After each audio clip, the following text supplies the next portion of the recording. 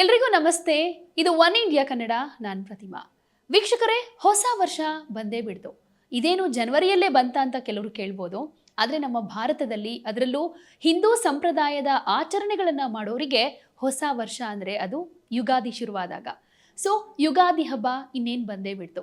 ಈ ಸಲ ವಿಶ್ವಾವಸು ಸಂವತ್ಸರ ಇರೋದ್ರಿಂದ ಈ ಸಂವತ್ಸರದ ವಿಶೇಷತೆಗಳೇನು, ಈ ಯುಗಾದಿಯ ವರ್ಷದಲ್ಲಿ ಗ್ರಹಗತಿಗಳು ಏನಾದರೂ ಬದಲಾವಣೆ ಆಗೋದ್ರಿಂದ ಯಾವ್ಯಾವ ರಾಶಿ ನಕ್ಷತ್ರದವರಿಗೆ ಯಾವ ರೀತಿ ಒಳಿತಾಗುತ್ತೆ, ಕೆಡುಕಾಗುತ್ತೆ, ಅಂದರೆ ಯಾರಿಗೆ ಬೇವು ಯಾರಿಗೆ ಬೆಲ್ಲ, ಈ ಎಲ್ಲ ವಿಚಾರಗಳ ಬಗ್ಗೆ ಇವತ್ತು ತಿಳಿಸ್ಕೊಡ್ತಾ ಇದ್ದೀವಿ.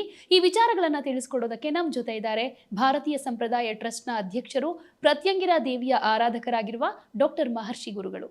ಕಾರ್ಯಕ್ರಮಕ್ಕೆ ಸ್ವಾಗತ ಮಾಡೋಣ. ಗುರುಗಳೇ ನಮಸ್ತೆ, ಕಾರ್ಯಕ್ರಮಕ್ಕೆ ಸ್ವಾಗತ. ನಮಸ್ತೆ ಅಮ್ಮ. ಆಕಾಶಾತ್ ಪತಿತಂ ತೋಯಂ ಯಥಾ ಗಚ್ಚತಿ ಸಾಗರಂ ಸರ್ವ ದೇವ ನಮಸ್ಕಾರಂ ಕೇಶವಂ ಪ್ರತಿಗಚ್ಚತೆ ಹರೇ ಶ್ರೀನಿವಾಸ. ಎಲ್ಲರಿಗೂ ಸಹ ನಮಸ್ಕಾರ. ಗುರುಗಳೇ, ಮತ್ತೊಂದು ಸಂವತ್ಸರ ಬಂದೇ ಬಿಡ್ತು. ಯುಗಾದಿ ಹಬ್ಬ ಅಂತಂದ್ರೆ ನಮ್ಮೆಲ್ಲರಿಗೂ ಹೊಸ ವರ್ಷ, ಒಂದು ರೀತಿ ಹೊಸ ಜೀವನ ಶುರುವಾಗುತ್ತೆ ಅಂತ ಎಲ್ಲರೂ ಖುಷಿಯಲ್ಲಿರ್ತಾರೆ. ಅದರ ಜೊತೆಗೆ ಯುಗಾದಿ ವರ್ಷ ಫಲ ಅಂತ ಬಂದಾಗ ಈ 12 ರಾಶಿಗಳ ಬಗ್ಗೆ ಒಂದಷ್ಟು ಕುತೂಹಲ ಇರುತ್ತೆ. ನಮಗೇನಾಗುತ್ತೆ, ನಮ್ಮ ಜಾತಕದಲ್ಲಿ ಏನಿದೆ, ಏನು ಬದಲಾವಣೆ ಅಂತ, ಇದ್ರ ಬಗ್ಗೆನೂ ಮಾತಾಡೋಣ. ಅದಕ್ಕೂ ಮುಂಚೆ ಈ ವಿಶ್ವಾವಸು ಸಂವತ್ಸರ ಅಂತ ಬಂದಿರೋದ್ರಿಂದ ಈ ಸಂವತ್ಸರದ ವಿಶೇಷತೆಗಳ ಬಗ್ಗೆ ತಿಳಿಸ್ಕೊಡ್ಬೋದಾ ಮೊದಲಿಗೆ? ಖಂಡಿತ. ನೋಡಿ, ನಾವು ಹಿಂದೆ ಕ್ರೋಧಿ ನಾಮ ಸಂವತ್ಸರವನ್ನೆಲ್ಲ ನೋಡಿಕೊಂಡು ಬರ್ತಾ ಇದ್ದೀವಿ. ಹೌದು. ಸಾಮಾನ್ಯವಾಗಿ ರಾಜಕೀಯದಲ್ಲಿ ಆಗ್ಬೋದು, ಅಥವಾ ಕೆಲವೊಂದು ಪ್ರಕೃತಿ ಮೇಲೆ ಆದಂಥ ಬದಲಾವಣೆ ಆಗ್ಬೋದು, ಅಥವಾ ನಾವು ಹಿಂದೆ 2-3 ವರ್ಷದ ಹಿಂದೆ ಕೊರೋನಾ ಅನ್ನೋಂಥ ಮಹಾಮಾರಿ ಕಾಯಿಲೆಗಳನ್ನು ಎದುರಿಸಿ ಬಂದಿರುವಂಥವ್ರು, ಇವತ್ತು ನಮ್ಮ ಜೊತೆ ಇದ್ದಂಥವರು ಇವತ್ತಿಲ್ಲ, ಎಷ್ಟೋ ಜನ ಕಳ್ಕೊಂಡಿರುವಂಥದ್ದು ನಾವು ನೋಡಿದ್ದೀವಿ. ಆದರೆ ಇವೆಲ್ಲವೂ ಸಂವತ್ಸರ ಫಲಗಳು ಕಾರಣ ಆಗುವಂಥದ್ದು ಇರುತ್ತೆ. ಇವತ್ತು ಹೊಸ ವರ್ಷ ಅಂತ ಬಂದಾಗ 2025 ಜನವರಿ 1ನೇ ತಾರೀಕು ಅಂತ ಆಚರಣೆ ಮಾಡ್ತಾ ಇದ್ದಾರೆ. ಅದಲ್ಲ, ನಮಗೆ ಯುಗಾದಿಯಿಂದ ಯುಗಾದಿ ಹೊಸ ವರ್ಷ ಅಂತ ಹೇಳ್ತೀವಿ. ಯಾಕಂತ ಹೇಳಿದ್ರೆ ಯುಗಾದಿ ಅಂತ ಹೇಳಿದ್ರೆ ಯುಗ ಆದಿ ಅಂದ್ರೆ ಪ್ರಾರಂಭ, ಕೊನೆ ಆಗುವಂಥದ್ದು ಅದೇ ದಿನ, ಪ್ರಾರಂಭ ಹೆಜ್ಜೆ ಇಡುವಂಥದ್ದು ಒಂದೇ ದಿನ ಅನ್ನುವಂಥದ್ದಿದೆ. ಹಾಗಾಗಿ ಈ ಹಳೇ ಸಂವತ್ಸರಗಳಲ್ಲಿ ಏನೆಲ್ಲ ನಾವು ಎದುರಿಸಿ ಬಂದಿದ್ದೀವಿ, ಈ ಬರುವಂತ ಸಂವತ್ಸರ ಏನಿದೆ ವಿಶ್ವವಸು ನಾಮ ಸಂವತ್ಸರ ಬಹಳ ಅದ್ಭುತವಾದಂಥ ಫಲಗಳನ್ನ ಕೊಡುವಂಥದ್ದು, ಒಂದು ಇಡೀ ವಿಶ್ವಕ್ಕೆ ಒಂದು ಸಮೃದ್ಧಿಯನ್ನ ಕೊಡುವಂತಹ ಒಂದು ಸಂವತ್ಸರ ಆಗಿರುತ್ತೆ. ಯಾಕಂತ ಹೇಳಿದ್ರೆ ಬಹಳ ಅದ್ಭುತವಾದಂತಹ ಒಂದೊಂದು ಸಂವತ್ಸರ ಒಂದೊಂದು ಫಲಗಳನ್ನ ಕೊಡುತ್ತೆ ಅಂತ ಶಾಸ್ತ್ರದಲ್ಲಿ ಹೇಳುತ್ತೆ. ಮತ್ತೆ ಕೆಲವೊಂದು ಸಂವತ್ಸರಗಳಲ್ಲಿ ಅಭಿವೃದ್ಧಿಯನ್ನ ಕಂಡಿರುವಂತ ಸಂವತ್ಸರಗಳು ಇದೆ. ಯಾಕಂದ್ರೆ ಇದೇ ವಿಶ್ವ ವಸು ಸಂವತ್ಸರ ನಾವು ಹಿಂದೆ 60 ವರ್ಷದ ಹಿಂದೆ ಕಂಡಿರುವಂತದ್ದು. ಯಾಕಂತ ಹೇಳಿದ್ರೆ 60 ಸಂವತ್ಸರಗಳಿದೆ. ಆ 60 ಸಂವತ್ಸರಗಳು ಒಂದೊಂದು ಸಂವತ್ಸರ ಒಂದೊಂದು ಫಲಗಳು ಕೊಡುತ್ತೆ. ಕ್ರೋಧಿ ನಾಮ ಸಂವತ್ಸರ ನೋಡಿದ್ದೀವಿ, ಮನುಷ್ಯರಲ್ಲಿ ಯಥೇಚ್ಛವಾಗಿ ಚೆನ್ನಾಗೇ ಇರ್ತಾರೆ, ಹಿಂದೆಯಿಂದ ಕಿರಿಕಿರಿ ಮಾಡಿರುವಂಥದ್ದು, ಮತ್ತೆ ಶತ್ರುತ್ವವನ್ನ ಮಾಡ್ತಾ ಇರುವಂಥದ್ದು, ಅಂಥದ್ದೆಲ್ಲ ಹೋಗಿ ಎಲ್ಲವೂ ಒಂದೇ ರೀತಿಯಲ್ಲಿ ಬಾಳ್ವೆಯನ್ನು ಮಾಡುವಂತಹ ಸಂವತ್ಸರ ಆಗಿರುತ್ತೆ. ಬಹಳ ಅದ್ಭುತವಾದಂತಹ ವರ್ಷ ಅಂತನೂ ನಾನು ಹೇಳಬಹುದಾಗಿದೆ. ಅಂದ್ರೆ ಒಂದಷ್ಟು ಹೋಪ್ಸ್ ಇಟ್ಕೊಳ್ಬೋದು. ಯಾಕಂದ್ರೆ ಈ ಹಿಂದೆ ಎಲ್ಲ ನೀವೇ ಹೇಳಿದ ಹಾಗೆ ಕ್ರೋಧಿ ನಾಮ ಸಂವತ್ಸರ ಅಂದ್ರೆ ಹೆಸರಲ್ಲೇ ಕ್ರೋಧ, ಅದೇ ತರದ ವಾತಾವರಣ ಒಂದಷ್ಟು ನೋಡಿದೀವಿ. ಬರುವಂತಹ ಈ ಯುಗಾದಿಯಿಂದನಾದ್ರೂ ಒಂದಷ್ಟು ಶಾಂತಿ, ನೆಮ್ಮದಿ, ಒಂದಷ್ಟು ಪೀಸ್ಫುಲ್ ಆಗಿರುತ್ತೆ ಅನ್ನೋ ಆಸೆ ಎಲ್ರಿಗೂ ಇದೆ. ಬಟ್ ಅದೇ ರೀತಿಯಾಗಿ ಆಗುತ್ತೆ ಅನ್ನೋ ಒಂದು ಆಶಾಭಾವನೆ ಇಟ್ಕೊಳ್ಳೋಣ. ಈಗ 12 ರಾಶಿಯವ್ರ ಬಗ್ಗೆ ಮಾತನಾಡೋದಾದ್ರೆ, ಈಗ ಗ್ರಹಗತಿಗಳು ಕೂಡ ಬದಲಾವಣೆ ಆಗೇ ಆಗುತ್ತೆ. ಯಾಕಂದ್ರೆ ಮಾರ್ಚ್ 29ರ ನಂತರದಲ್ಲಿ ಒಂದಷ್ಟು ಬೆಳವಣಿಗೆಗಳಾಗುತ್ತೆ. ಸೊ 30ನೇ ತಾರೀಕು ಯುಗಾದಿ ಹಬ್ಬ ಕೂಡ ಇರೋದ್ರಿಂದ ಇದು ಏನಾದ್ರೂ ಬೇರೆ ಬೇರೆ ರೀತಿಯಾದಂತ ಎಫೆಕ್ಟ್ ಗಳಿಗೆ ಕಾರಣ ಆಗುತ್ತಾ, ಹೇಗೆ? ಒಂದಿಷ್ಟು ರಾಶಿಗಳಿಗೆ ಒಂದ್ ಸ್ವಲ್ಪ ಪ್ರಭಾವ ಬೀಳುವಂತ ಸಾಧ್ಯತೆ ಇದೆ. ಯಾಕಂತ ಹೇಳಿದ್ರೆ ನೋಡಿ, ಮಾರ್ಚ್ 29 ಶನಿ ಬದಲಾವಣೆ. ಯಾಕಂದ್ರೆ 2 ವರ್ಷಕ್ಕೊಂದ್ಸತಿ ಬದಲಾವಣೆ. ನಾವು 2 ವರ್ಷ ಹಿಂದೆ ನಾವು ಮಕರ ರಾಶಿಯಿಂದ ಕುಂಭ ರಾಶಿಗೆ ಶನಿ ಬದಲಾವಣೆ, ಅದರಿಂದ ಏನೆಲ್ಲ ಫಲಗಳು ಅನ್ನುವಂಥದ್ದನ್ನು ಮಾತನಾಡಿದ್ದೀವಿ. ಆದ್ರೆ ಈಗ 2 ವರ್ಷ ಆದ್ಮೇಲೆ ಬರುವಂತದ್ದು ಇದೇ 29ನೇ ತಾರೀಕು ಶನಿವಾರ ಅಮಾವಾಸ್ಯೆ ತಿಥಿ ಇದೆ. ಆ ದಿನ ಈ ಸೂರ್ಯಗ್ರಹಣ ಬೇರೆ ಇದೆ. ಈ ಸೂರ್ಯಗ್ರಹಣ ನಮಗೆ ಭಾರತಕ್ಕೆ ಗೋಚಾರ ಇಲ್ಲ, ಆದ್ರೂ ಸೂರ್ಯಗ್ರಹಣ ಒಂದು ಕಾರಣ. ಎರಡನೇದು ಶನಿ ಬದಲಾವಣೆ ಆಗ್ತಾ ಇರುವಂತದ್ದು, ಅದು ಅಮಾವಾಸ್ಯೆ ತಿಥಿ ದಿವಸ. ಮತ್ತೆ ಅದಲ್ದಿರ ಈ ವರ್ಷದಲ್ಲಿ ಗುರು ಬದಲಾವಣೆಯನ್ನು ನಾವು ಕಾಣಬಹುದಾಗಿದೆ ಮೇ ತಿಂಗಳಲ್ಲಿ. ಮತ್ತೆ ರಾಹುಕೇತುಗಳ ಬದಲಾವಣೆ. ರಾಹುಕೇತುಗಳು ಅಂದ್ರೆ 18 ತಿಂಗಳ ಕಾಲ ತೆಗೆದುಕೊಳ್ಳುತ್ತೆ.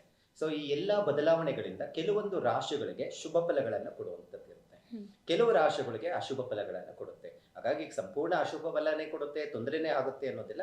ಕೆಲವೊಂದು ತಿಂಗಳುಗಳಲ್ಲಿ ತೊಂದರೆಗಳು ಎದುರಾಗೋದು, ಆರೋಗ್ಯದ ಮೇಲೆ ಪರಿಣಾಮ ಬೀಳುವಂಥದ್ದು, ಮತ್ತೆ ಆರ್ಥಿಕ ಸಂಕಷ್ಟಗಳು ಎದುರಾಗುವಂಥದ್ದು, ಈ ರೀತಿ ಸಮಸ್ಯೆಗಳು ಎದುರಾಗುವಂತಹ ಸಾಧ್ಯತೆಗಳು ಹೆಚ್ಚಾಗಿರುತ್ತೆ. ಓಕೆ, ಹಾಗಾದ್ರೆ ಒಳಿತು ಕೆಡುಕುಗಳು ಅಂತ ಮಾತಾಡೋದಾದ್ರೆ ಈ ಯುಗಾದಿ ವರ್ಷ ಫಲಗಳಲ್ಲಿ 12 ರಾಶಿಯವರ ಭವಿಷ್ಯ ಹೇಗಿದೆ ಅಂತ ತಿಳಿಸ್ಬೋದಾ? ಮೊದಲಿಗೆ ಮೇಷರಾಶಿಯವರ ಬಗ್ಗೆ ತಿಳ್ಕೊಳ್ಳೋಣ. ಯುಗಾದಿ ವರ್ಷ ಭವಿಷ್ಯ ನೋಡಿ, ಮೇಷರಾಶಿಯವರಿಗೆ ಅಂತ ಹೇಳಿದ್ರೆ 3 ನಕ್ಷತ್ರಗಳು ಒಳಪಟ್ಟಿರುತ್ತೆ. ಅದರಲ್ಲಿ ಈ ಅಶ್ವಿನಿ ನಕ್ಷತ್ರ ಮತ್ತೆ ಕೃತಿಕಾ ನಕ್ಷತ್ರ ಒಂದೇ ಪಾದ ಆಗಿರುತ್ತೆ, ಮತ್ತೆ ಭರಣಿ ನಕ್ಷತ್ರ ಆಗಿರುತ್ತೆ. ಈ 3 ನಕ್ಷತ್ರಗಳಿಗೆ ಈ ಏನು ಯುಗಾದಿ ವರ್ಷ ಭವಿಷ್ಯ ಇದೆ, ಪ್ರಾರಂಭ ಹಂತದಲ್ಲಿ ಒಂದು 2 ತಿಂಗಳು ಹಾಗೋ ಹೀಗೋ ಚೆನ್ನಾಗಿ ನಡೆಯುವಂಥದ್ದಿರುತ್ತೆ, ಶುಭ ಕಾರ್ಯಗಳು ಆಗುತ್ತೆ, ಮತ್ತೆ ಅಭಿವೃದ್ಧಿ ಚೆನ್ನಾಗಿ ಕಾಣುವಂಥದ್ದಿರುತ್ತೆ. ಆದರೆ ಈ ಶನಿ ಬದಲಾವಣೆ ಏನಿದೆ, ನಾವು ಯಾವಾಗಲೂ ಅಷ್ಟೇ ಶನಿ ಬದಲಾವಣೆ, ಯಾವುದೇ ಒಂದು ಗ್ರಹ ಬದಲಾವಣೆ ಆದಾಗ ಅದರ ಪ್ರಾರಂಭ ಏನಿರುತ್ತೆ ಅದರಿಂದ ಒಂದು ಕನಿಷ್ಠ ಪಕ್ಷ 2 ರಿಂದ 3 ತಿಂಗಳ ಕಾಲ ಅದರ ಪರಿಣಾಮ ಬೀಳೋದಿಲ್ಲ. ಆನಂತರ ಏನಾಗುತ್ತೆ, ಡಿಸ್ಟರ್ಬೆನ್ಸ್ ಜಾಸ್ತಿ ಆಗ್ತಾ ಇರುತ್ತೆ, ಹಣದ ಅಭಾವ ಜಾಸ್ತಿ ಆಗುವಂಥದ್ದು, ಖರ್ಚುಗಳು ಜಾಸ್ತಿ ಆಗುವಂಥದ್ದು. ಮತ್ತೆ ಶನಿ ಈ ಮೇಷರಾಶಿಗೆ ನೀಚ ಸ್ಥಾನ ಆಗಿರುತ್ತೆ. ಅಕಸ್ಮಾತ್ ನಿಮ್ಮ ಜಾತಕದಲ್ಲಿ ಶನಿ ನೀಚ ಸ್ಥಾನದಲ್ಲಿ ಮೇಷರಾಶಿಯಲ್ಲಿ ಇದ್ದು ಅದು ಅಷ್ಟಮ ಸ್ಥಾನ ಅಂತ ಹೇಳಿದ್ರೆ, ನೀವು ಯಾವುದೇ ಕಾರಣಕ್ಕೂ ಗಾಡಿಗಳಲ್ಲಿ ಓಡಾಡುವಾಗ ಬಹಳ ಜಾಗೃತವಾಗಿರಿ.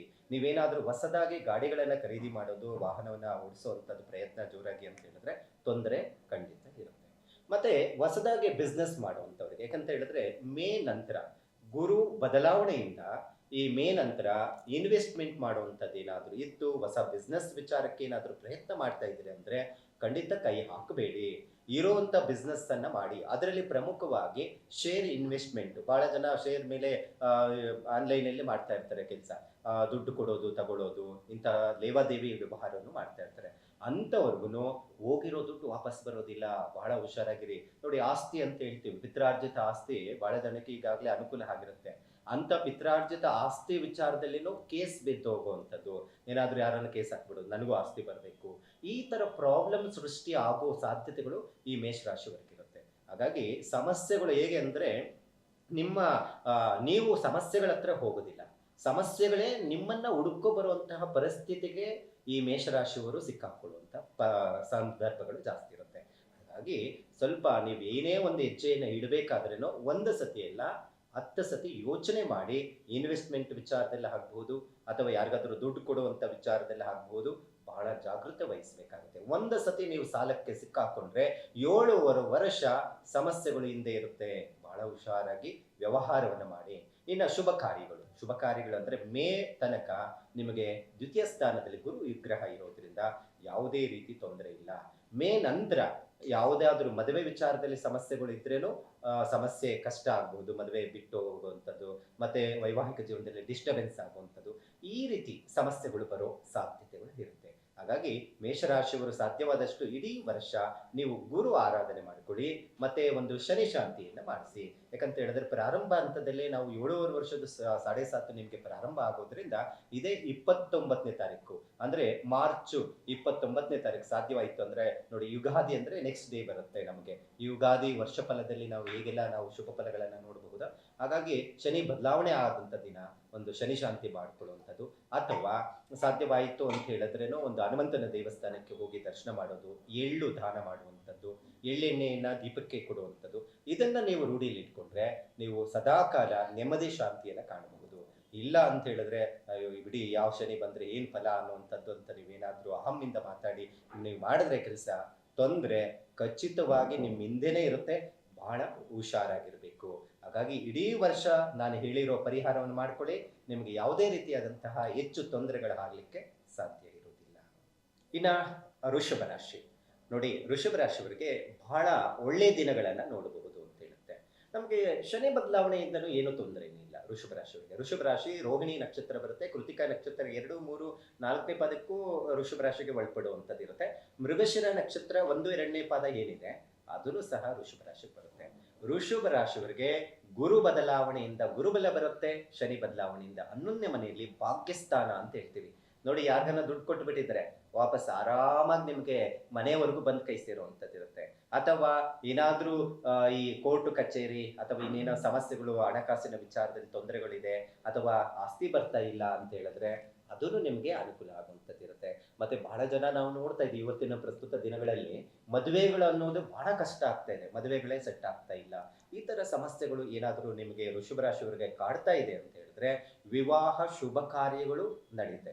ಒಟ್ಟಾರೆ ವೃಷಭ ರಾಶಿಯವರಿಗೆ ಬಹಳ ಅದ್ಭುತವಾದಂತಹ ದಿನಗಳನ್ನ ನೀವು ನೋಡಬಹುದು ಅನ್ನುವಂಥದ್ದಿದೆ. ಸಾಲದ ಸಮಸ್ಯೆ ಬಹಳ ಜನಕ್ಕೆ ನಾನು ಹೇಳ್ತಾರೆ, ಸಾಲದ ವಿಚಾರದಲ್ಲೇನೂ ನಿಮಗೆ ಸಮಸ್ಯೆಯಿಂದ ದೂರ ಹೋಗ್ಲಿಕ್ಕೆ ಸಾಧ್ಯ ಆಗುತ್ತೆ. ಹಾಗಾಗಿ ನೀವು ಶನಿ ಬದಲಾವಣೆ ಮತ್ತೆ ಕೆಲವೊಂದು ರಾಹುಕೇತು ಬದಲಾವಣೆ ಏನಿದೆ, ಇದರಿಂದ ನಿಮಗೆ ಒಳ್ಳೆ ಫಲಗಳನ್ನೇ ನಿರೀಕ್ಷೆಯನ್ನ ಮಾಡಬಹುದಾಗಿದೆ. ಇನ್ನಷ್ಟು ಫಲಗಳ ಪ್ರಾಪ್ತಿ ಆಗಲಿ ಅಂತೇಳಿ ಗಣಪತಿಯನ್ನ ಆರಾಧನೆ ಮಾಡ್ಕೊಳ್ಳಿ. ಗಣಪತಿ ಆರಾಧನೆ, ಪೂಜೆ, ಸ್ಮರಣೆ ಇದನ್ನು ಮಾಡ್ಕೊಳ್ಳೋದ್ರಿಂದ ಏನಾದರೂ ವಿಘ್ನಗಳು ಬರುವಂಥದ್ದು ಏನಾದರೂ ಇದ್ರೆ ನಿವಾರಣೆ ಆಗುವಂಥದ್ದು ಇರುತ್ತೆ. ಇನ್ನು ಮಿಥುನ ರಾಶಿಯವರಿಗೆ ಈ ವರ್ಷ ಭವಿಷ್ಯ ಹೇಗಿರುತ್ತೆ, ಯುಗಾದಿ ಭವಿಷ್ಯ ಅಂತ ನಾವು ನೋಡಿದಾಗ ನೋಡಿ, ಮಿಥುನ ರಾಶಿಯವರಿಗೆ ಪ್ರಮುಖವಾಗಿ ಗುರು ಜನ್ಮಕ್ಕೆ ಬರ್ತಾನೆ ಈ ವರ್ಷ.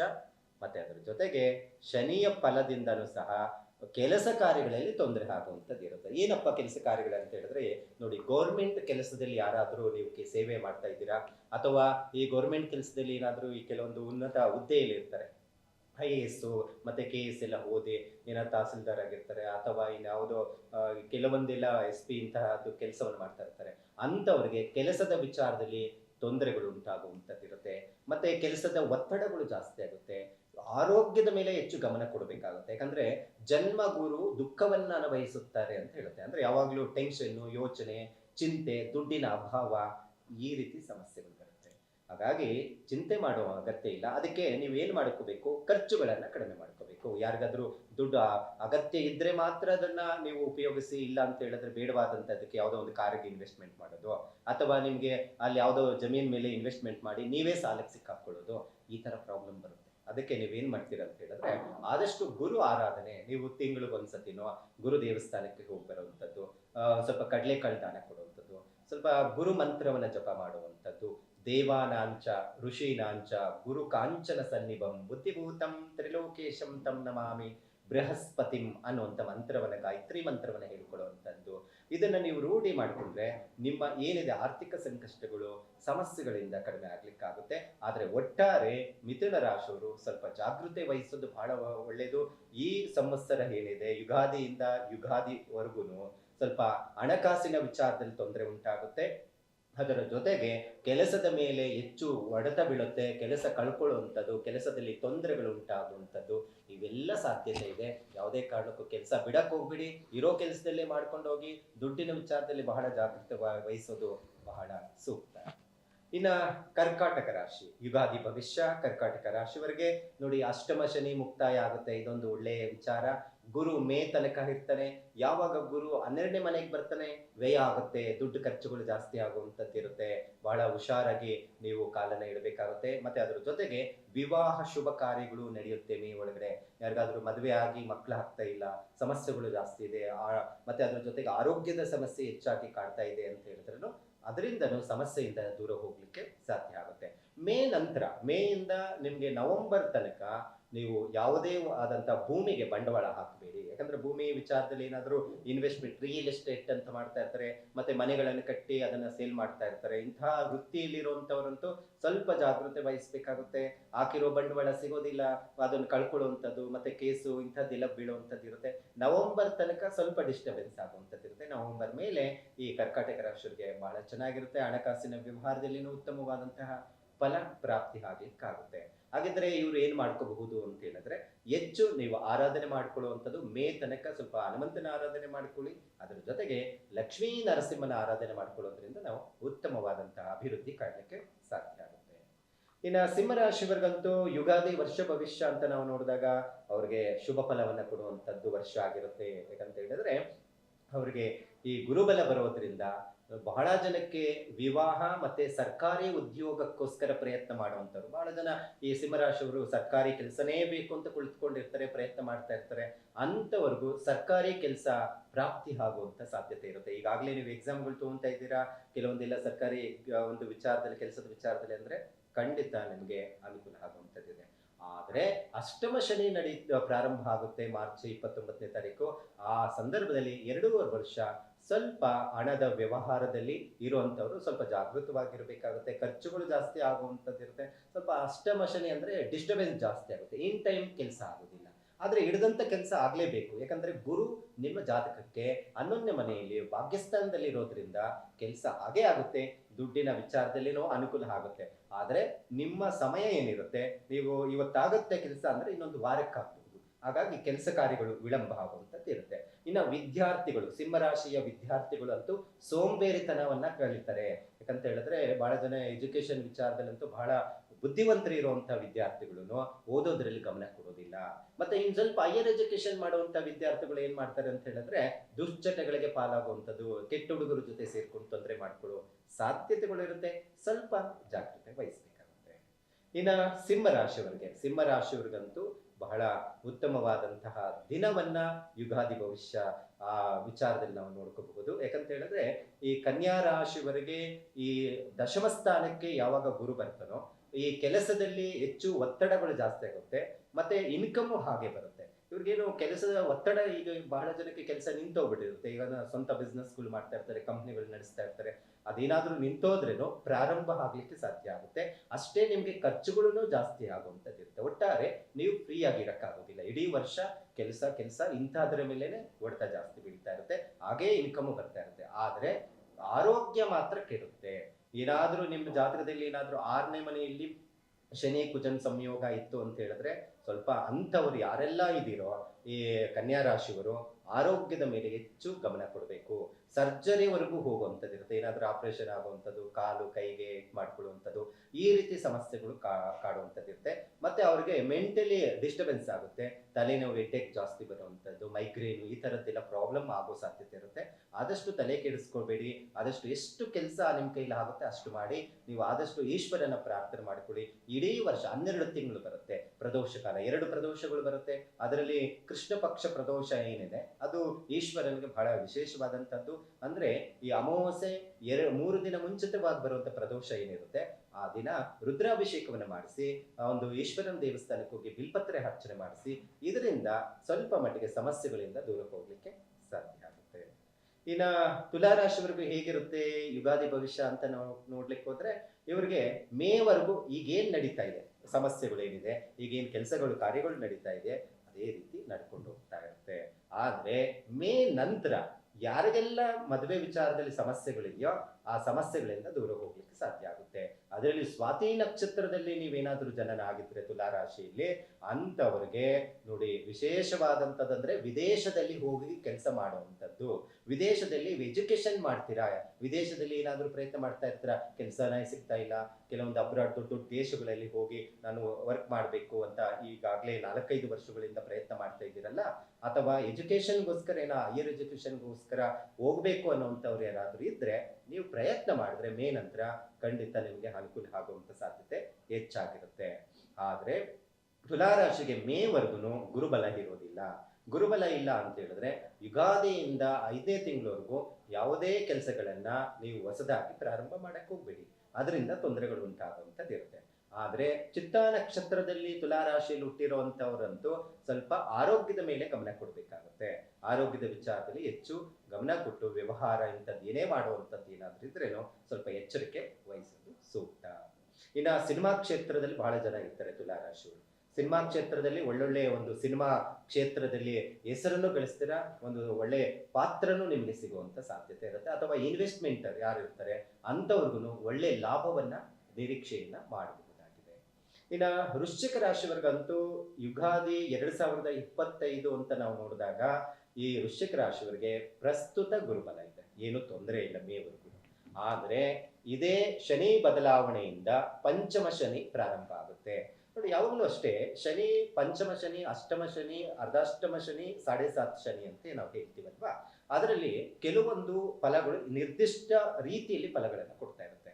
ಈ ಪೂರ್ವ ಪುಣ್ಯ ಸ್ಥಾನ ಅಂತ ಹೇಳ್ತೀವಿ ನಾವು ಪಂಚಮ ಸ್ಥಾನವನ್ನ, ಮತ್ತೆ ಮಕ್ಕಳ ಸ್ಥಾನ ಅಂತ ಹೇಳ್ತೀವಿ. ನೋಡಿ ಮಕ್ಕಳಿಂದ ಡಿಸ್ಟರ್ಬೆನ್ಸ್ ಆಗ್ತೀರಾ, ಮತ್ತೆ ಅದ್ರ ಜೊತೆಗೆ ವೃಶ್ಚಿಕ ರಾಶಿಯವರಿಗೆ ನೋಡಿ ಮಕ್ಕಳು ಓದ್ತಾ ಇಲ್ಲ, ಮತ್ತೆ ಹೇಳಿದ ಮಾತು ಕೇಳ್ತಾ ಇಲ್ಲ, ಮತ್ತೆ ಅದ್ರ ಜೊತೆಗೆ ಏನೋ ಒಂದು ಮದುವೆ ವಿಚಾರದಲ್ಲಿ ಡಿಸ್ಟರ್ಬೆನ್ಸ್ ಆಗೋದು, ಯಾರು ಇಷ್ಟಪಡ್ತಾ ಇದ್ದಾರೆ, ಮಗ ನನ್ನ ಮಾತು ಕೇಳ್ತಾ ಇಲ್ಲ ಅಥವಾ ಮಗಳು ನನ್ನ ಮಾತು ಕೇಳ್ತಾ ಇಲ್ಲ, ಈ ತರ ಮಗಳಿತ್ತು ಅಂದ್ರೆ ಮಗಳ ಹತ್ರ ಯಾವಾಗ್ಲೂ ಕಿರಿಕಿರಿ ಮಾಡ್ಕೊಳ್ಳುವಂಥದ್ದು, ಅಥವಾ ನಿಮಗೆ ಮಗ ಇದ್ದ ಅಂತ ಹೇಳಿದ್ರೆ ಮಗನ ಹತ್ರ ಯಾವಾಗಲೂ ಜಗಳ ಆಡುವಂಥದ್ದು, ಈ ರೀತಿ ನಿಮ್ಮ ವಿಚಾರದಲ್ಲಿ ತೊಂದರೆ ಆಗುವಂಥದ್ದು ಇರುತ್ತೆ. ಮಕ್ಕಳ ವಿಚಾರದಲ್ಲಿ ಸ್ವಲ್ಪ ಜಾಸ್ತಿ ಜಗಳ ಆಡಿದಷ್ಟು ನೀವು ಕಳ್ಕೊಳ್ಳುವಂಥದ್ದು, ದೂರ ಹೋಗುವಂಥದ್ದು, ಮನಸ್ಥಿತಿ ಕೆಡಿಸ್ಕೊಳ್ಳೋದು ಮಕ್ಕಳು, ಈ ರೀತಿ ಸಂದರ್ಭಗಳು ಎದುರಾಗ್ತಾ ಇರುತ್ತೆ. ಮತ್ತೆ ಅದ್ರ ಜೊತೆಗೆ ಆರೋಗ್ಯದ ಮೇಲೆ ಪರಿಣಾಮ ಬೀಳುತ್ತೆ. ಹೆಚ್ಚು ಡಿಸ್ಟರ್ಬೆನ್ಸ್ ಆಗಿ ನೀವೇನ್ ಮಾಡ್ಕೊಂತೀರ ಅಂತಾನೆ ಮಾನಸಿಕ ಖಿನ್ನತೆಗೆ ಹೋಗುವಂತ ಸಾಧ್ಯತೆ ಇರುತ್ತೆ. ಆದಷ್ಟು ಈ ಪ್ರೇಮ ವಿವಾಹಕ್ಕೆ ಒಳಗಾಗಿರೋರು ಮತ್ತೆ ಮಗ ಅಥವಾ ಮಗಳ ವಿಚಾರದಲ್ಲಿ ಸಂಬಂಧಪಟ್ಟಂತ ವಿಚಾರದಲ್ಲಿ ಡಿಸ್ಟರ್ಬೆನ್ಸ್ ಆಯ್ತು ಅಂದ್ರೆ ನಿಮ್ಮ ಜೀವಕ್ಕೆ ಆಪತ್ತು ತರುವಂತ ಸಾಧ್ಯತೆಗಳಿರುತ್ತೆ. ಹಾಗಾಗಿ ಅಷ್ಟು ಡೀಪ್ ಆಗಿ ಯಾವುದೇ ಕಾರಣಕ್ಕೂ ಹೋಗ್ಬೇಡಿ.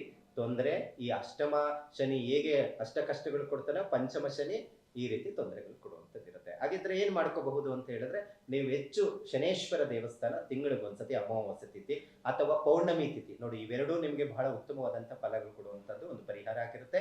ಅಮಾವಾಸ್ಯೆ ತಿಥಿ ದಿವಸ ಎಳ್ಳನ್ನ ನೀವು ದಾನ ಮಾಡಿ, ಇಲ್ಲ ಪೌರ್ಣಮಿ ತಿಥಿ ದಿವಸ ಎಳ್ಳಿನಿಂದ ಶಿವನಿಗೆ ಅಭಿಷೇಕವನ್ನು ಮಾಡಿಸಿ, ಅಕ್ಕಿ ಮತ್ತೆ ಅದ್ರ ಜೊತೆಗೆ ಹಾಲು ದಾನ ಕೊಡಿ. ಇವೆರಡೂ ನೀವು ಮಾಡ್ತಾ ಇದ್ರೆ ನಿಮ್ಮ ಏನು ಆ ಪಂಚಮ ಶನಿ ಪ್ರಭಾವ ಇದೆ ವೃಶ್ಚಿಕ ರಾಶಿಯವರಿಗೆ, ಇಡೀ ವರ್ಷ ನಿಮ್ಗೆ ಯಾವುದೇ ರೀತಿ ತೊಂದರೆಗಳು ಬರೋದಿಲ್ಲ.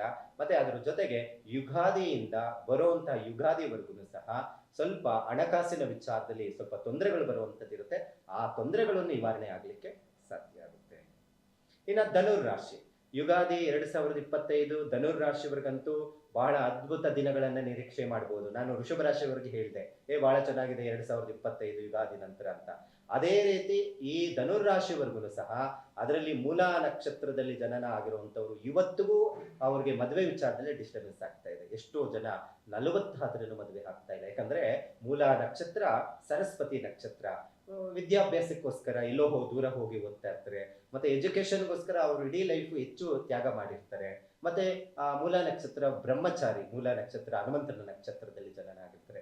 ಮದುವೆಗಳು ಅನ್ನೋದು ಅವರಿಗೆ ಕನಸಿನ ವಿಚಾರ ಅಂತ ಹೇಳ್ಬೋದು. ಯಾಕಂದ್ರೆ ಅಂತವರೆಗೂ ಮೇ ನಂತರ ವಿವಾಹ ಶುಭ ಕಾರ್ಯಗಳು ನಡೆಯೋದಕ್ಕೆ ಸಾಧ್ಯ ಆಗುತ್ತೆ. ಮತ್ತೆ ಈ ಧನುರ್ ರಾಶಿಯಲ್ಲಿ ಒಂದು ನಕ್ಷತ್ರ ಇದೆ, ಉತ್ತರಾಷಾಢ ನಕ್ಷತ್ರ ಅಂತ ಹೇಳ್ತೀವಿ. ಈ ಉತ್ತರಾಷಾಢ ನಕ್ಷತ್ರದಲ್ಲಿ ಯಾರು ಹುಟ್ಟಿರ್ತಾರೋ ಅದರಲ್ಲಿ ಮಕರ ರಾಶಿಗೂ ಬರುತ್ತೆ. ಈ ಧನುರ್ ರಾಶಿಯಲ್ಲಿ ಯಾರು ಜನನ ಆಗಿರ್ತಾರೋ ಅಂತವರು ಬಹಳ ಪ್ರಮುಖವಾಗಿ ಗಮನಿಸಲೇಬೇಕಾಗಿರುವಂತ ವಿಚಾರ ಇದೆ ನೋಡಿ. ಯಾವುದೇ ಕಾರಣಕ್ಕೂ ವಾಹನ ವಿಚಾರದಲ್ಲಿ ಬಹಳ ಜಾಗೃತವಾಗಿರಿ. ಮತ್ತೆ ಅದ್ರ ಜೊತೆಗೆ ಯಾವುದೇ ಕಾರಣಕ್ಕೂ ಹೊಸದಾಗಿ ಬಿಸ್ನೆಸ್ ಮಾಡಕ್ ಹೋಗ್ಬೇಡಿ 6 ತಿಂಗಳ ಕಾಲ. ಅದರಿಂದ ನಿಮಗೆ ತೊಂದರೆ ಆಗುತ್ತೆ. ಬಹಳ ಜನ ಕೆಲಸ ಮಾಡ್ತಾ ಇರ್ತಾರೆ, ನನಗೆ ಯಾಕೋ ಕೆಲಸ ಆಗ್ತಾ ಇಲ್ಲ, ಕೆಲಸ ರಿಸೈನ್ ಮಾಡ್ಬಿಡೋಣ, ನಾನು ಹೋಗಿ ಏನಾದರೂ ಇನ್ವೆಸ್ಟ್ಮೆಂಟ್ ಮಾಡೋಣ ಅನ್ನುವಂಥ ಅಭಿಪ್ರಾಯದಲ್ಲಿ ನೀವೇನಾದರೂ ಇದ್ದೀರಾ ಅಂದ್ರೆ ಖಂಡಿತ ಆ ಆಲೋಚನೆಗೆ ಹೋಗಬೇಡಿ. ಇರೋ ಕೆಲಸವನ್ನ ನೀವು ನಡೆಸ್ಕೊಂಡು ಹೋಗಿ, ಅದರಲ್ಲೇ ನಿಮಗೆ ಉತ್ತಮವಾದಂತಹ ಅಭಿವೃದ್ಧಿಯನ್ನು ಕಾಣಲಿಕ್ಕೆ ಸಾಧ್ಯ ಆಗುತ್ತೆ. ಒಟ್ಟಾರೆ 7ನೇ ಮನೆಗೆ ಅಂದ್ರೆ ಸಪ್ತಮ ಸ್ಥಾನಕ್ಕೆ ಗುರು ಬದಲಾವಣೆಯಿಂದ ಮಿಥುನ ರಾಶಿಗೆ, ಧನುರ್ ರಾಶಿಯವರಿಗೆ ಉತ್ತಮವಾದಂತಹ ಅಭಿವೃದ್ಧಿಯನ್ನ ಹಣಕಾಸಿನ ವಿಚಾರಕ್ಕೆ ಸಂಬಂಧಪಟ್ಟಂತಹ ವಿಚಾರದಲ್ಲಾಗ್ಲಿ ಅಥವಾ ವಿವಾಹ ಶುಭ ಕಾರ್ಯಗಳಲ್ಲಾಗಲಿ ಉತ್ತಮವಾದಂತಹ ಅಭಿವೃದ್ಧಿಯನ್ನ ಕಾಣಲಿಕ್ಕೆ ಸಾಧ್ಯ ಆಗುತ್ತೆ. ಇನ್ನ ಮಕರ ರಾಶಿ, ಯುಗಾದಿ ವರ್ಷ ಭವಿಷ್ಯ. ಮಕರ ರಾಶಿಯವರಿಗಂತೂ ಸಂಪೂರ್ಣವಾಗಿ 7.5 ಮುಗ್ದೋಗ್ಬಿಡುತ್ತೆ. 7.5 ವರ್ಷ ಕಷ್ಟಗಳು ಹೇಗೆ ಅಂದ್ರೆ, ಹಿಂದೆ ಒಂದ್ಸತಿ ತಿರುಗಿ ನೋಡಿ ಹೇಗೆಲ್ಲ ತೊಂದರೆಗಳನ್ನ ಅನುಭವಿಸಿದಿರಾ. ಆ ತೊಂದರೆಗಳು ಏನಿದೆ ಹಂತವಾಗಿ ಅದಕ್ಕೆ 2ರಷ್ಟಲ್ಲ 10ರಷ್ಟು ನಿಮ್ಗೆ ಒಳ್ಳೇದು ಮಾಡುವಂತ ಸಾಧ್ಯತೆ ಇದೆ. ಯಾಕಂದ್ರೆ ನಾವು ಬಹಳ ಜನಕ್ಕೆ ಹೇಳ್ತಾ ಇರ್ತೀವಿ, ಹಾಗಾಗ್ಲಿ ಆಗಿರೋದು ಘಟನೆ ಇದೆ. ಯಾಕಂತ ಹೇಳಿದ್ರೆ ಶನಿ ಬಿಟ್ಟೋದಾಗ ಒಳ್ಳೆ ಫಲಗಳನ್ನು ಕೊಡ್ತಾನಂತೆ. ಹಾಗಾಗಿ ನಿಮ್ಗೂ ಅಷ್ಟೇ, ಈಗಾಗಲೇ ಬಹಳ ಜನ ಸಾಲಕ್ಕೆ ಸಿಕ್ಕಾಕೊಂಡಿರ್ತೀರಾ, ಬಿಸ್ನೆಸ್ ಅಲ್ಲಿ ಲಾಸ್ ಮಾಡ್ಕೊಂಡಿರ್ತೀರಾ. ಬಹಳ ಜನ ನಾನು ಮಕರ ರಾಶಿಯವ್ರು ನೋಡ್ತಾ ಇರ್ತೇನೆ, ಎಲ್ಲರಿಗೂ ಏನಾಗುತ್ತೆ ಅಂದ್ರೆ ಬೇರೆಯವ್ರಿಗೆ ಒಳ್ಳೇದು ಮಾಡ್ಬಿಟ್ಟು ನೀವು ಕಷ್ಟದಲ್ಲಿ ಸಿಕ್ಕಾಕೊಂಡಿರುವಂತ ವಿಚಾರಗಳು ನಾವು ನೋಡ್ತಾ ಇದೀವಿ. ಅಂತಹ ಸಮಸ್ಯೆಗಳು ಯಾರಿಗನ್ನ ದುಡ್ಡು ಕೊಟ್ಬಿಟ್ಟಿದ್ದೀರಾ, ಏನೋ ಚೀಟಿ ವ್ಯವಹಾರಗಳು ಮಾಡ್ತಾ ಇದ್ದೀರಾ, ಬಹಳ ಜನ ಆ ಚೀಟಿ ವ್ಯವಹಾರದಲ್ಲಿ ಏನಾದರೂ ಲಾಸ್ ಆಗಿದೆ, ಯಾರೋ ಕೈ ಎತ್ಬಿಟ್ಟಿದ್ದಾರೆ ನಿಮ್ಗೆ ಅಂತ ಹೇಳಿದ್ರೇನೋ ಅದರಿಂದ ಮುಕ್ತಿ ಆಗುವಂಥದ್ದಿರುತ್ತೆ, ಅನುಕೂಲ ಆಗುವಂತ ಸಾಧ್ಯತೆ ಇರುತ್ತೆ. ಹಾಗಾಗಿ ಚಿಂತೆ ಮಾಡೋ ಅಗತ್ಯ ಇಲ್ಲ. ಯಾಕಂತ ಹೇಳಿದ್ರೆ ಅಂತವ್ರಿಗೆ ಒಳ್ಳೆಯ ಒಂದು ಫಲಗಳನ್ನ ಇದೇ ಯುಗಾದಿಯಿಂದ ಬಹಳ ಅನುಕೂಲವನ್ನ ಪಡ್ಕೊಳ್ಳೋದಿಕ್ಕೆ ಸಾಧ್ಯ ಆಗುತ್ತೆ. ಹಾಗಾಗಿ ಶನಿ ಆಗಿರುವಂತಹದ್ದು ಏನಿದೆ 29 ಮಾರ್ಚ್ ನಂತರ ಬರುವಂತಹ 30ನೇ ತಾರೀಕು ಯುಗಾದಿ ಏನಿದೆ, ಆ ನಂತರ 6ನೇ ದಿನದಿಂದನೇ ಒಳ್ಳೆ ಫಲಗಳನ್ನ ನಿರೀಕ್ಷೆಯನ್ನ ಮಾಡಬಹುದಾಗಿದೆ. ಪ್ರಸ್ತುತ ಗುರುಬಲನೂ ಇದೆ, ಮಕರ ರಾಶಿಯವರಿಗೆ ಏನು ತೊಂದರೆ ಇಲ್ಲ.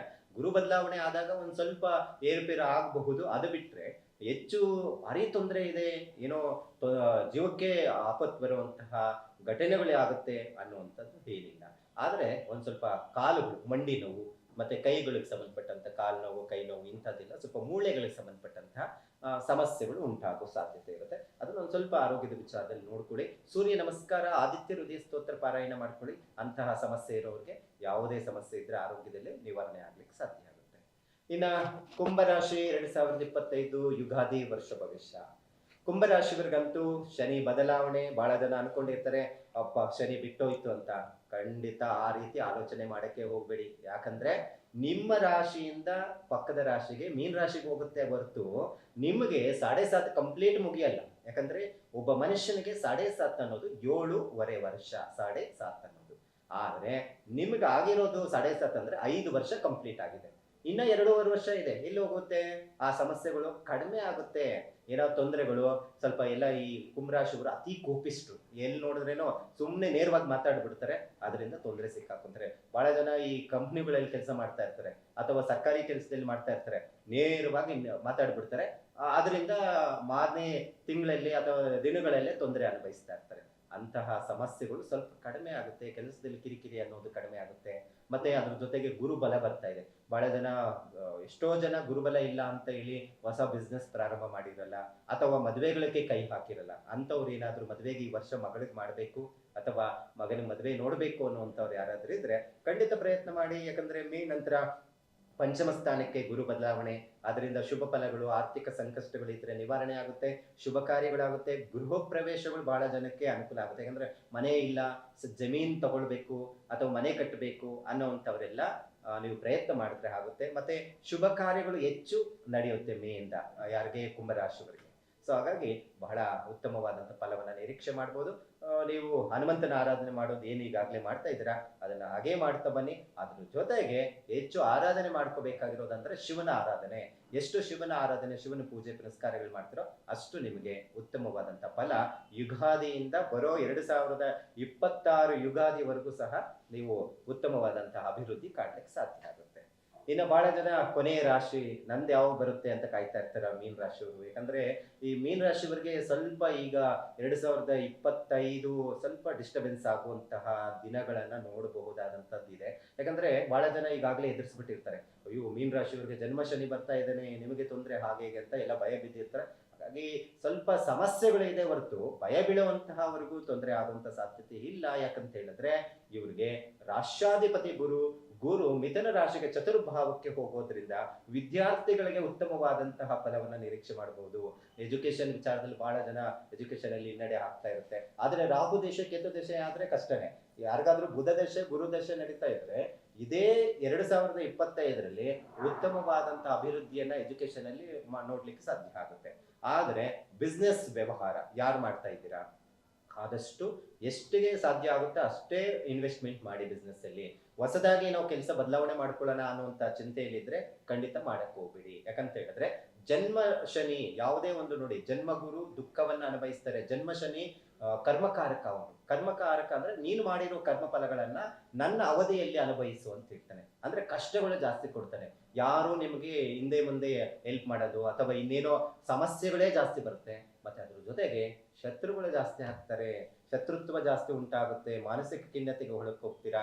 ಮತ್ತೆ ಬೇಡವಾದಂತ ದಾರಿಯಲ್ಲಿ ಹೋಗ್ತಾ ಇದ್ರೇನೋ ಗಾಡಿ ಟಚ್ ಆಯ್ತು ಪೊಲೀಸ್ ಸ್ಟೇಷನ್ಗೆ ಹೋಗ್ಬೇಕು ಅಥವಾ ಇನ್ನೇನೋ ಸಮಸ್ಯೆ ಬಂದು ಕೋರ್ಟ್ ಕಚೇರಿ ಹತ್ತಬೇಕು. ಅಂದ್ರೆ ಈ ಶನಿ ಪ್ರಭಾವ ಅಂದ್ರೆ ಪೊಲೀಸ್ ಸ್ಟೇಷನ್, ಕೋರ್ಟು, ಕಚೇರಿ, ಹಣ, ಆರ್ಥಿಕ ಸಂಕಷ್ಟಗಳು, ಕಳುವಾಗೋದು, ನಿಮ್ದೇನಾದ್ರೂ ವಸ್ತುಗಳು, ಆಭರಣಗಳು ಅಥವಾ ದುಡ್ಡು ಕಳ್ತನ ಆಗುವಂಥದ್ದು, ಈ ತರ ಸಮಸ್ಯೆಗಳು ಉಂಟು ಮಾಡ್ತಾನೆ. ಹಾಗಾಗಿ ಆದಷ್ಟು ಸಹ ಶನಿ ಶಾಂತಿ ಮಾಡಿಸುವಂಥದ್ದು, ಹನುಮಂತನ ಆರಾಧನೆ, ಎಳ್ಳು ದಾನ ಮಾಡುವಂಥದ್ದು, ಇದನ್ನ ನೀವು ರೂಢಿಯಲ್ಲಿ ಇಟ್ಕೊಂಡ್ರೆ ನಿಮ್ಮ ಜನ್ಮ ಶನಿ ಏನಿದೆ ತೊಂದರೆಗಳಿಂದ ದೂರ ಹೋಗ್ಲಿಕ್ಕೆ ಆಗುತ್ತೆ.